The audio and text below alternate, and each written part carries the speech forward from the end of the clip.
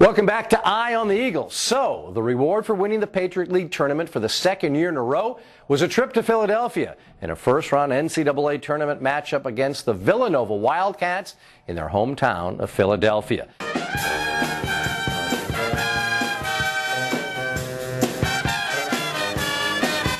I flew in from Detroit this morning. Hi, Stone. Never thought I'd actually see them in an NCAA game live. Couldn't go last year, but this is great. I wouldn't miss this in the world. I thought I would have to travel to Portland or New Mexico or someplace else, but I'm glad it's right here.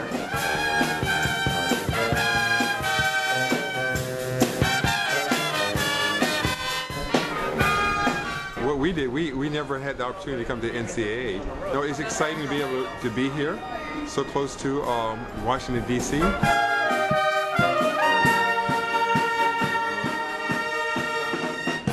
stop believing. You know what time it is today. You know, I think the thing I was most proud of with us is I think going into that game, everybody on our team really thought we were going to win, not just trying to play a game and just be out there. Controlled chaos. Let's go.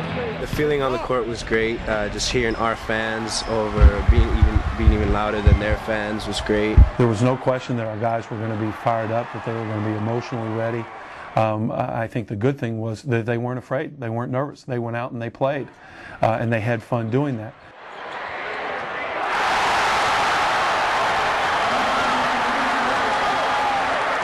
They probably thought we would just roll over, you know, just kind of coming out there, but we were prepared to play, and we knew that if we did those things, take care of the ball and stuff, that we would get open looks.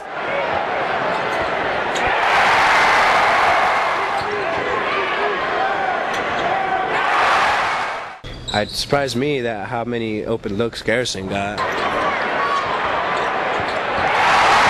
I figured they'd be all over him, but man, he was stepping out a little bit farther than he normally does with that extra line out there.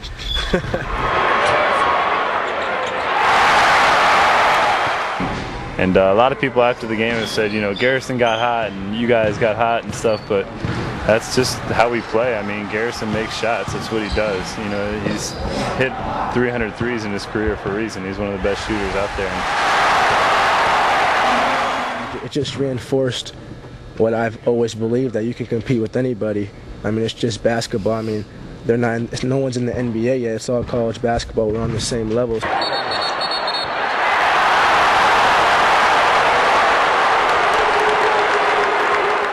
All quiet from Villanova, and they were just trying to get back into the game the best they could, but at that point we were rolling so well that they couldn't do anything about it. Well, I certainly felt good. I mean, we were playing extremely well, and that's exactly what we had talked about, that in order to have a chance, we had to play maybe our best game of the season. And certainly up to that point, we probably were.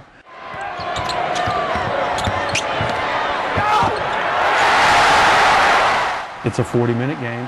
They didn't panic when they got down 14. You know, they kept after us and stuck with it, and eventually they were able to wear us down. It's just kind of like a blur what happened in the second half.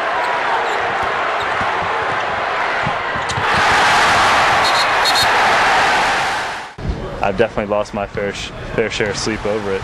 That 20,000 seat arena with Villanova fans didn't hurt either. I think by the end of the game, we just had dead legs. Derek Mercer had nothing left. Brian Gilmore had nothing left. And you've got to give Villanova the credit. Villanova to the second round with an 80-67 victory over a game bunch of seniors from American.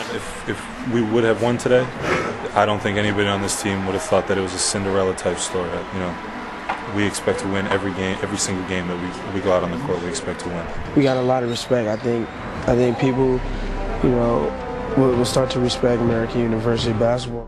I got so many calls, so many texts, just telling me how proud of me and the team and of the school. I remember after the game, like, I received a lot of phone calls and messages, just people telling me how great it was to watch us play and saying how much we've done for the school, and how we've put us on the map and how we've changed the whole community and brought it together in ways people didn't think was possible. You know, if all the individuals and all your teammates really buy into the team concept, you know, what a difference it can make on the court. And, you know, that's kind of one of the things you find in great teams is when individuals get past their own accolades and really sacrifice their talents and focus on their best talent to help the team. And you know, that's one of the cooler things that it's been able to be a part of that program, and that's something that I'll definitely remember from these guys. Playing with these 6 guys and the rest of my teammates, you know, was one of the best things that's ever happened to me. I mean, I know that. These guys know that. As much as they will be remembered by me for their exploits on the court, I will remember them, respect them, value them for who they were off the court as well. Just a great group of young men. Any coach would be proud to be associated with each and every one of them. You know, they can serve as a reminder, I think, to all of us that, you know, when you work hard, when you sacrifice for the greater good, you know, good things tend to happen for good people.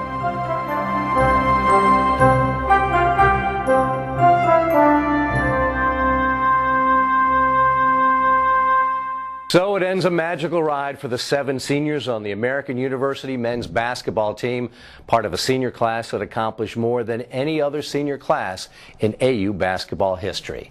In fact, they almost pulled off the biggest upset in NCAA tournament history, and yet if you asked those guys, they would have told you, it wouldn't have been that big of an upset. They had that much of a belief in themselves. I'm Al Koken, and we thank you for joining us all year long on Eye on the Eagles.